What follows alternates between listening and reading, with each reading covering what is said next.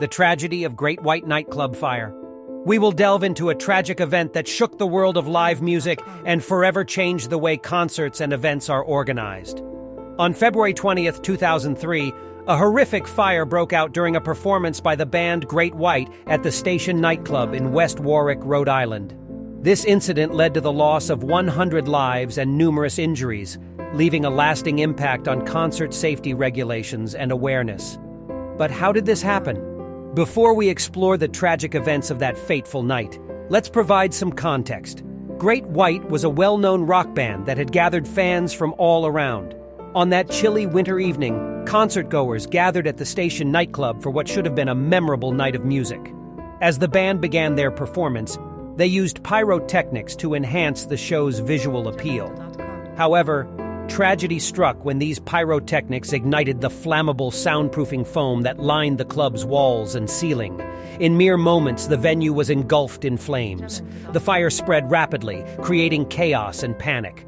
Concertgoers rushed towards the exits, but the situation quickly spiraled out of control. Station was a nightclub that was located on the corner of Cowsett Avenue and Coulis Road in West Warwick, Rhode Island.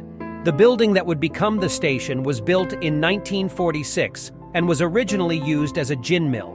Great White started their performance at 11 p.m. on February 20th. A total of 462 people were in attendance, even though the club's maximum licensed capacity was cited as 404. The fire started shortly after Great White began performing their opening number, Desert Moon. During the performance, pyrotechnics set off by tour manager Daniel Beachley ignited the flammable acoustic foam on both sides and the top center of the drummer's alcove at the back of the stage. The pyrotechnics were gerbs, cylindrical devices that produce a controlled spray of sparks. Beachley used 4 gerbs that were set to spray sparks 15 feet for 15 seconds. 2 gerbs were at 45-degree angles, with the middle 2 pointing straight up. The flanking gerbs became the principal cause of the fire. Sparks from the gerbs ignited the insulation foam, and flames were visible on the wall above the stage within 9 seconds of their ignition.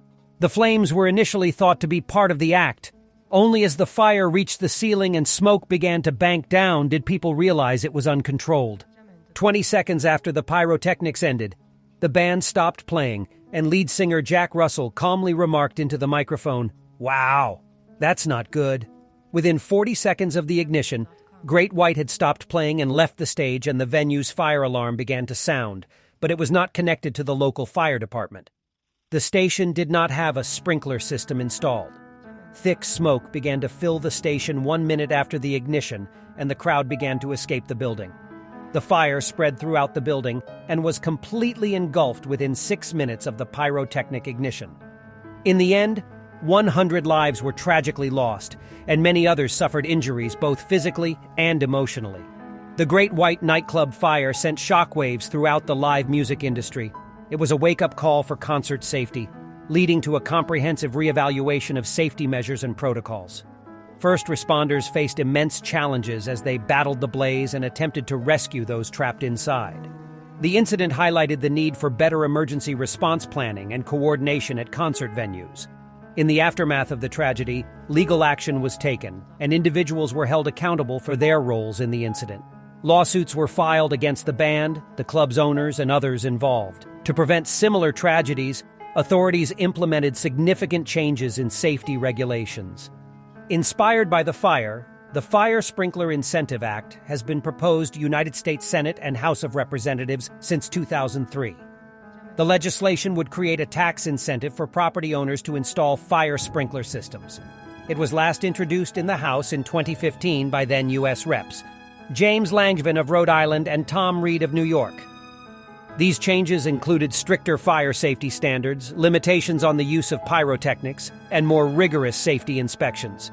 Communities and the music industry came together to remember the victims of the Great White Nightclub fire. Memorials and events were held to honor those who had lost their lives. While the Great White Nightclub fire remains a painful chapter in the history of live music, it serves as a stark reminder of the importance of concert safety.